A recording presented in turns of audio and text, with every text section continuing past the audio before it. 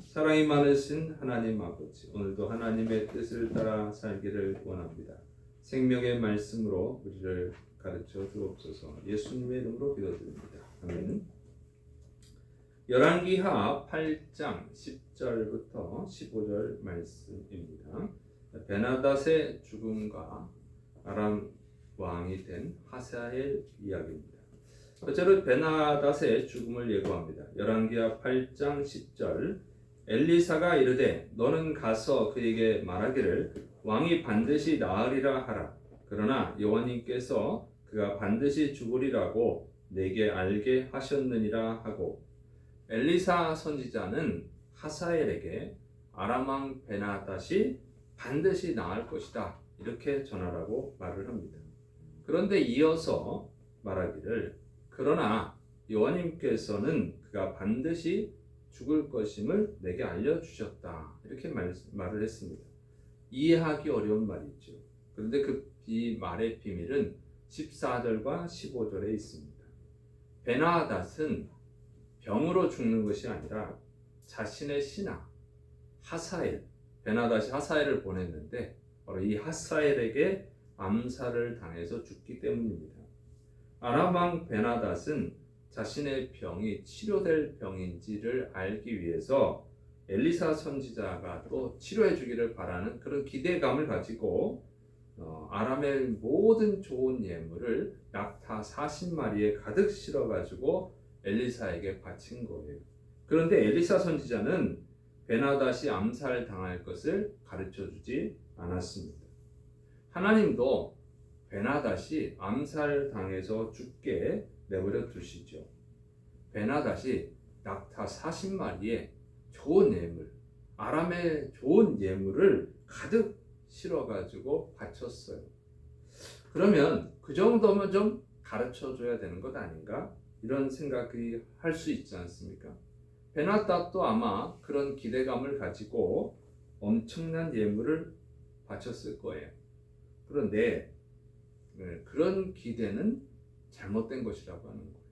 그런 기대는 하나님에 대한 모독입니다. 왜냐하면 하나님은 인간의 보물, 인간의 돈을 필요로 하는 분이 아니기 때문에 그렇습니다. 생각을 해보세요.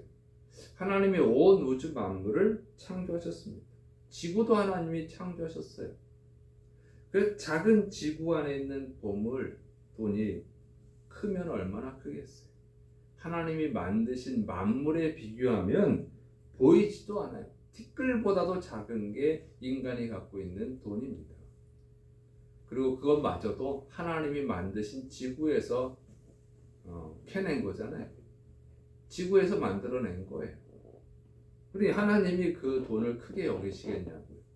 하나님이 그 예물을 크게 여기겠습니까? 아무리 비싼 보물이라고 해봐야 하나님께는 아무것도 아닌 것이죠. 하나님이 인간의 예물을 받는 것은, 인간의 헌금을 받는 것은 그게 가치가 있어서가 아니고 그 돈의 가치가 있어서 그런 것이 아니에요. 하나님은 그 예물 속에 있는 그 마음, 감사, 회개 이런 진정성을 받는 것입니다.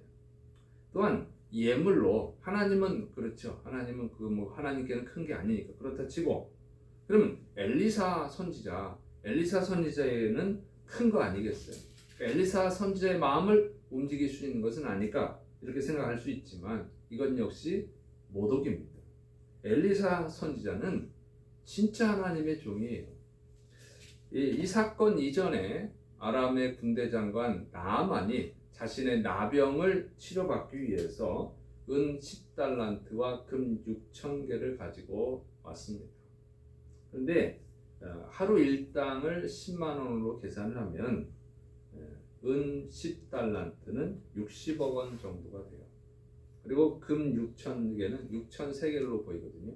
360억 원 정도 됩니다. 그런데 엘리사 선지자는 단 한 푼도 받지 않았어요. 엘리사 선지자는 돈을 벌 목적으로, 돈을 얻기 위한 목적으로 하나님의 일을 하는 것이 아니죠. 하나님을 사랑하고 이스라엘 백성을 사랑해서 지금 선지자의 일을 하고 있는 것이죠. 그래서 베나닷이 낙타 40마리에 가득 채운 예물을 가지고 왔어도 그것이 얼마나 가치가 있는 것인지 모르겠지만 그것으로 엘리사 선지자의 마음을 움직이려 했다고 하는 것은 엘리사 선지자를 속물로 본 것이죠. 아니면 다른 우상 숭배자들처럼 다른 우상의 선지자들처럼 취급을 한 것이니까 이건 역시 모독입니다. 하나님이나 진짜 하나님의 종은 그런 돈의 가치로 받는 것이 아니에요. 우리 예수님은 두렙돈이면 지금으로 계산하면 한 1,000원에서 3,000원 되는 돈입니다. 그 두렙돈을 가장 많이 바쳤다고 예수님이 칭찬하셨어요. 그 안에 있는 의미를 보는 거예요. 그 사람의 상황, 그 사람의 배경, 그 사람의 마음을 보고 받으시는 것이지 단지 돈의 가치만 가지고 받으시는 것이 아닙니다. 그건 아주 잘못된 생각이에요. 우상의 선지자들이나 이단이나 사기꾼이나 싹꾼들이야 돈을 목적으로 하기 때문에 돈의 가치를 보고 돈을 많이 바칠수록 축복을 많이 해주지요. 그러나 하나님은 그렇지 않아요. 진짜 하나님의 사람은 그렇지 않아요. 예수님의 십자가의 은혜, 하나님의 사랑에 감사하고 또 영혼을 사랑하고 천국의 소망을 두기 때문에 돈의 가치를 보고 축복하는 것이 아니에요. 그러니까 그런 생각들은 바로 하나님에 대한 모독이고 엘리사 선지자에 대한 모독이라고 하는 것이죠.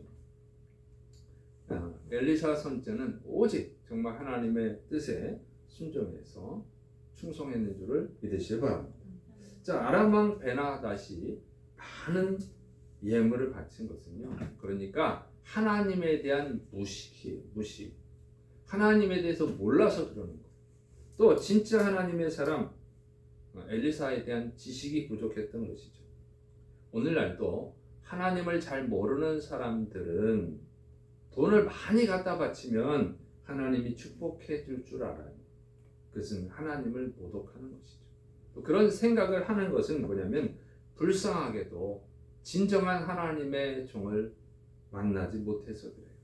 아니면 본인이 하나님의 뜻보다는 우상 숭배자들처럼 축복만 받기를 원해서 그럴 수 있어요. 정말로 하나님을 사랑하지 않으면 또 미혹당하는 거예요. 하나님을 어떤 우상과 같이 여기는 사람은 그런 미혹에 빠지는 것이죠. 우리는 정말로 하나님의 뜻이 무엇인지를 알려고 해야 될 줄을 믿으시길 바랍니다. 그리고 우리의 신앙이 잘못됐다면, 우리 아람 왕 베나닷 같은 신앙을 갖고 있다면 회개를 해야 되는 것이죠. 그러면 베나닷처럼 그 불행을 당하지 않는 것입니다. 아람 왕 베나닷이 해야 했던 일은 뭐냐면 많은 예물을 갖다 바칠 것이 아니라 하나님 앞에 회개했어야 되는 거예요. 하나님은 회개하는 자를 사랑합니다. 죄를 안 지을 수 있는 사람은 단 한 명도 없어요. 그러나 회개는 할 수 있어요. 그래서 하나님은 회개하는 자를 사랑하시는 거예요. 그래서 여러분이 혹시라도 어려움이 있다면 돈으로 뭔가를 해결하려고 하면 안 되고 먼저는 하나님 앞에 회개해야 될 줄을 믿으시길 바랍니다. 자, 두 번째로는 하사엘이 아람 왕국의 새로운 왕이 될 것을 알려주는 내용입니다. 열왕기하 8장 12절 13절 하사엘이 이르되 내 주여 어찌 오시나이까 하는지라 대답하되 내가 이스라엘 자손에게 행할 모든 악을 내가 알리라. 내가 그들의 성에 불을 지르며 장정을 칼로 죽이며 어린아이를 맺히며 아이된 부녀를 가르리라 하니 하사엘이 이르되 당신의 개같은 종이 무엇이기에 이런 큰 일을 행하오리까 하더라. 엘리사가 대답하되 여호와님께서 내가 아람 왕이 될 것을 내게 알게 하셨느니라 하더라. 베나닷이 암살당할 것을 알려준 엘리사가 하사엘을 무섭게 노려본 거예요. 그러다가 눈물을 흘렸습니다. 그 모습에 당황한 하사엘이 이유를 물어보니까 엘리사가 말하기를 하사엘에게 내가 아람의 새로운 왕이 되어서 이스라엘을 침공하고 이스라엘 성을 불사르고 장정을 죽이고 어린아이를 땅바닥에 내동댕이 치고 임신한 여자의 배를 갈라버릴 것을 아주 잔인하게 이스라엘을 침략할 것을 하나님이 알려주셨다. 이렇게 대답을 합니다. 북이스라엘 왕국이 하사엘에게 이렇게 잔인한 공격을 받는 이유는 뭐냐? 죄 때문이죠. 우상 숭배의 죄, 그리고 하나님의 말씀을 따르지 않고 우상의 악한 문화들, 세상의 악한 문화, 세상의 악한 법을 따라서 살았기 때문에 그렇습니다. 즉 이스라엘도 역시 범죄한 것에 대해서 회개했어야 한다고 하는 거예요. 베나닷도 회개했어야 되고 이스라엘 사람들도 회개했어야 된다고 하는 것입니다. 회개하는 것만이 하나님의 은혜 속에 사는 길인 줄을 믿으시기를 바랍니다. 자, 엘리사 선지자로부터 이런 놀라운 예언을 들은 하사엘은 아람 왕 베나닷 자신의 왕에게 가서 얘기를 합니다. 왕이 반드시 살아날 것입니다. 그러니까 이제 베나닷이 마음에 평안을 얻었겠죠. 그래서 이 잠을 자는데 이 하사엘이 아마도 자고 있을 때 그랬을 거예요. 이불에다가 물을 적셔가지고 베나닷의 얼굴을 덮어버립니다. 그러니까 질식해서 죽게 만드는 것이죠. 그리고 자신이 왕이 됐습니다. 아마도 하사엘은 처음부터 베나닷을 암살할 생각을 갖고 있었을 수도 있어요. 그런데 엘리사 선지자가 예언을 하니까 자기의 마음이 들켰죠. 또 엘리사 선지자의 말이 아람 왕 베나닷에게 들어가게 되면 안 되겠죠. 그래서 죽인 거예요. 빨리 암살을 한 것이죠. 베나닷은 자신이 믿었던 신하, 그래서 그 신하에게 엘리사 선지자에게 물어보기로 했잖아요. 그 자신이 믿었던 신하에게 배신을 당하고 암살을 당한 것입니다. 이게 회개하지 않는 자가 받는 벌이에요.